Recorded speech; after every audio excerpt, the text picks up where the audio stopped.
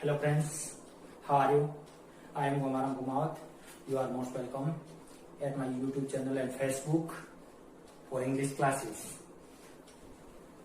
Today we will discuss about part of speech, its definition and its types.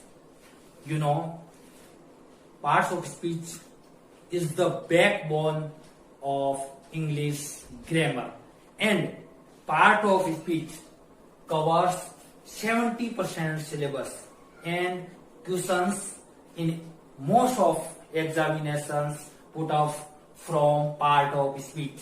So let's go, we start without any delay.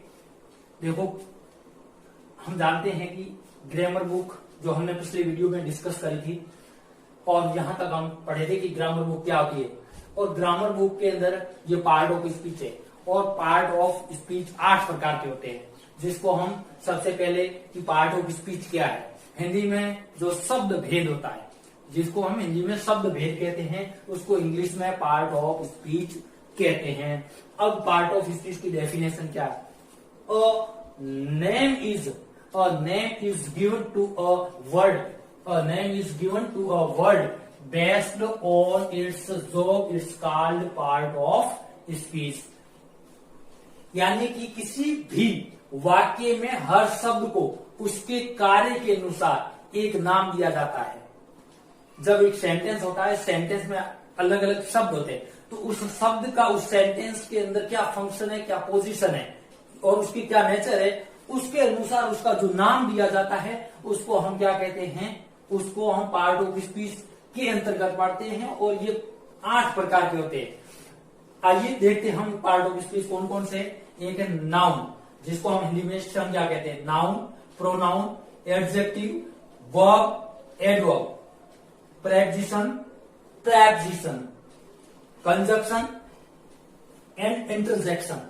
Conjunction and interjection, ये 8 प्रकार के जो हैं part of speech है। हम इसको एक एक करके इंट्रोडक्शन के तौर पर हम यहाँ पर डिस्कस करते हैं और इसके कुछ एग्जांपल्स भी लेंगे अंडरस्टैंडिंग के लिए, और हम डिटेल से इसको और कॉम्प्रिहेंसिव वे से हम आगे टॉपिक वाइज इसको पढ़ेंगे। सो आपसे रिक्वेस्ट है कि आप कंटिन्यू मेरे चैनल से जुड़े रहिए ताकि आपको इंग्लिश से संबंधित लेटेस्ट वीडियोज आपको मिलते रहें और आप उससे अवगत होते रहें और अपने ज्ञान में कॉम्प्रिहेंसिव वृद्धि करते रहें। तो आइए पढ़ते हैं। नाउन है। नाउन किसको कहते हैं? किसी व्यक्ति, वस्तु, स्थान, भाव आदि को हम क्या कहते हैं? संज्ञा कहते हैं। Subject, noun is name of person, place, things, animals and quality, इसको हम क्या कहते हैं? नाउन कहते हैं। और ये नाउन और संज्ञा, जैसे नाउन, ये सेंटेंस है। तन्या सिंग्स क्लासिक सॉन्ग। तन्या है, तान्या जो क्या करती है? क्लासिक सॉन्ग को गाती है। अब इसमें तान्या क्या है? मैंने बताया अभी यहाँ पर नाउन, किसी व्यक्ति, वस्तु, तो ये व्यक्ति का नाम है, तो इसका मतलब ये क्या है? नाउन है। ठीक उसी प्रकार से a word which used in place of noun, a word which used in place of noun is called pronoun, यानी संज्ञा के स्थान पर प्रयुक्त होने वाले शब्दों को हम क्या कहते हैं? सर्वनाम कहते हैं। अब सर्वनाम के बारे में और इनके बारे में पिछले वीडियोस में हमने डिस्कस किया था कि इसकी पोजीशन क्या होती है, कहाँ यूज होते हैं। तो ध्यान रखना, संज्ञा, सर्वनाम और एडजेक्टिव ये सब्जेक्ट या ऑब्जेक्ट के रूप में ही यूज होते हैं। सब्जेक्ट या ऑब्जेक्ट के रूप में यूज होते हैं। तो जैसे संज्ञा के स्थान पर प्रयुक्त होने वाले शब्दों को हम क्या कहते हैं? प्रोनाउन कहते हैं। अब से एग्जाम्पल देख लीजिए कि तान्या सिंग्स क्लासिक सॉन्ग, यहां पर ये ले लो, तान्या सिंग्स और क्लासिक सॉन्ग। अब तान्या क्लासिक सॉन्ग गाती है। अब सी आल्सो सिंग फोक सॉन्ग, वह फोक सॉन्ग भी गाती है। तो अब तान्या आल्सो सिंग फोक सॉन्ग, बार बार किसी का नाम लेना तो थोड़ा अटपटा लगता है, तो उसके लिए हम उसके स्थान पर किसका प्रयोग करते हैं? प्रोनाउन का यूज करते हैं। जैसे यहाँ तान्या के स्थान पर शी का यूज हुआ, तो शी यहाँ पर क्या है? प्रोनाउन है, जबकि तान्या यहाँ पर क्या है? नाउन है। इस बात का विशेष ध्यान रखना है। तो कुछ शब्द होते हैं जो हम आगे आने वाली वीडियोस में सेपरेटली टॉपिक वाइज कॉम्प्रिहेंसिव वे से हम प्रत्येक टॉपिक के अलग अलग डिस्कस करेंगे, डिटेल से पढ़ेंगे। तो आप हमारे साथ जुड़े रहिए, हमारे पेज को शेयर कीजिए, चैनल को लाइक करिए, शेयर करिए और सब्सक्राइब करिए। अब इसके बाद में आते हैं हम एडजेक्टिव। संज्ञा या सर्वनाम की विशेषताएं बताने वाले शब्दों को हम एडजेक्टिव कहते हैं। संज्ञा या सर्वनाम की विशेषताएं बताने वाले शब्दों को हम क्या कहते हैं? विशेषण कहते हैं। तो word which add something extra in the noun and pronoun, या नाउन या प्रोनाउन में कुछ एडिशनल अतिरिक्त कोई सूचना ऐड करता है, उसकी विशेषताओं को शो करता है, तो उसको हम क्या कहते हैं?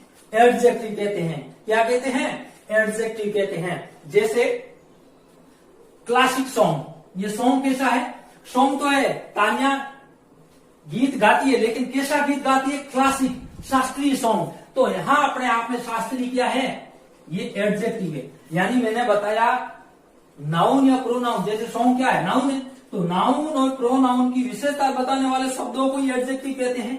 तो यहाँ पर क्लासिक क्या है? कैसा सॉन्ग गाती है? तो क्लासिक सॉन्ग। तो सॉन्ग की ये विशेषता बता रही है, यानी something more add information to the noun और pronoun, that word is called adjective. Here classic is adjective. इस बात का विशेष ध्यान रखना है, आपको ध्यान रखना है कि नाउन या प्रोनाउन की विशेषता बताने वाले शब्दों को हम क्या कहते हैं? एडजेक्टिव कहते हैं। यहाँ पर क्लासिक शब्द क्या है? एडजेक्टिव। उसके बाद में आते हैं वर्ब पे। सब्जेक्ट के द्वारा जो कुछ किया जाता है उसको वर्ब कहते हैं। वर्ब में एडिशनल इंफॉर्मेशन जो ऐड की जाती है, जो सब वर्ब की विशेषता बताई जाती है, उन विशेषता बताने वाले शब्दों को हम क्या कहते हैं? एडवर्ब कहते हैं। For examples, Ramesh run fast. Here Ramesh तो नाउन है या सब्जेक्ट है, दोनों कह दो। यहाँ पर नाउन पार्ट ऑफ स्पीच के हिसाब से यहाँ पर क्या है? नाउन है और ये सब्जेक्ट के रूप में है। अब रमेश रन्स, रमेश दौड़ता है। दौड़ना एक एक्शन हो गई, मतलब मीन्स ये वर्ब है।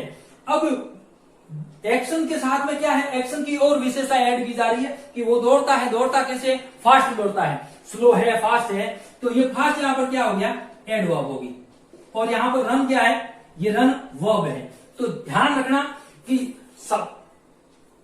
सब्जेक्ट के द्वारा, कर्ता के द्वारा what something is done by the subject is called verb. कर्ता के द्वारा जो कुछ किया जाता है उसको वर्ब कहते हैं। वर्ब में जो एक्स्ट्रा इंफॉर्मेशन ऐड की जाती है, यानी वर्ब की विशेषता बताने वाले हम शब्दों को क्या कहते हैं? साधारण भाषा में उसको एडवर्ब कहते हैं या क्रिया विशेषण कहते हैं। Next, preposition. प्रेपोजिशन, इस बात का विशेष ध्यान रखें। प्रेपोजिशन, प्रेपोजिशन वर्ड ऐसे शब्द जो नाउन या प्रोनाउन का किसी दूसरे नाउन या प्रोनाउन के साथ में अपना जो संबंध शो करने वाले जो शब्द है उसको हम क्या कहते हैं? प्रेपोजिशन कहते हैं। या दूसरे शब्दों में यूं भी कह सकते हैं कि सब्जेक्ट का ऑब्जेक्ट के साथ जो संबंध शो करने वाले जो शब्द होते हैं उसको हम क्या कहते हैं? प्रेपोजिशन कहते हैं। अब देखिए यहाँ पर, आई कैनॉट प्ले वॉलीबॉल, मैं वॉलीबॉल नहीं खेल सकता विदाउट रोहन। अब यहाँ पर विदाउट है, विदाउट क्या है? प्रेपोजिशन है। विदाउट प्रेपोजिशन है और इसका संबंध किससे हो रहा है? आई का। आई क्या है यहाँ पर? प्रेपोजिशन है, सॉरी यहाँ पर प्रोनाउन है, प्रोनाउन है। और प्रोनाउन कहो या फिर सब्जेक्ट को, ग्रामेटिकल वे में यहाँ पर प्रोनाउन और सब्जेक्ट के रूप में है, और यहाँ पर ऑब्जेक्ट के रूप में रोहन है। और रोहन और वॉलीबॉल है, लेकिन हमारा इस रोहन के साथ ये पर्सन है जो कि नाउन है, और इस नाउन का संबंध इस प्रोनाउन से, यानी नाउन या प्रोनाउन का किसी दूसरे नाउन या प्रोनाउन से जो संबंध शो करने वाले शब्द है, हम उसको क्या कहते हैं? उसको हम प्रेपोजिशन कहते हैं। तो यहाँ पर विदाउट अपने आप में क्या है? प्रेपोजिशन शब्द है। उसके बाद में हम कंजक्शन लेते हैं। कंजक्शन किसे कहते हैं? दो या दो से अधिक वाक्यों को जोड़ने वाले शब्दों को हम क्या कहते हैं? Show the relation, short and sweet, show the relation and linking. Linking का मतलब होता है जोड़ना। अब ये कंजक्शन है, दो या दो से अधिक वाक्यों को जोड़ने का जो कार्य करते हैं उसको हम क्या कहते हैं? क्या कहते हैं? कंजक्शन कहते हैं।